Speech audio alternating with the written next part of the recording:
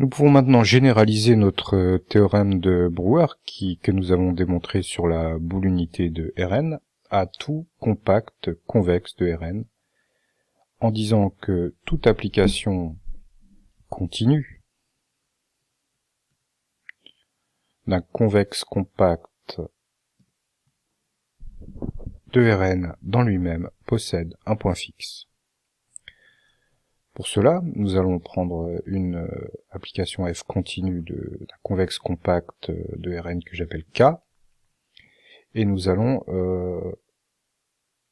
prendre un lambda positif, tel que K' qui est lambda fois K, nous sommes dans un espace vectoriel normé, donc on fait fois lambda, soit inclus dans la boule unité fermée.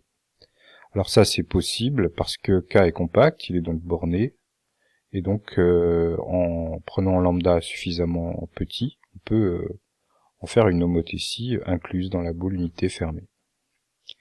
Maintenant l'application G qui va de K', donc lambda K dans lui-même, donc K', définie par G de X égale lambda fois F de X sur lambda, elle va bien dans K', puisque si on réduit X, quand on divise par lambda, on va se retrouver dans K' en remultipliant ensuite par lambda. Donc je répète, on part d'un élément de K', on le divise par X, on le divise par lambda, on se retrouve dans K, on applique F, on se retrouve dans K, on multiplie par lambda, on se retrouve dans K'. G bien sûr est continu parce que F l'est, et la rétraction du lemme précédent, pi K', est donc une rétraction de la boule unité fermée sur K'. Cette rétraction, elle existe d'après le lemme précédent, et elle est lipschitzienne et donc continue. G rond pi K' est également continue par composition, et elle envoie donc la boule unité fermée dans elle-même, puisque K' est inclus dans la boule unité fermée.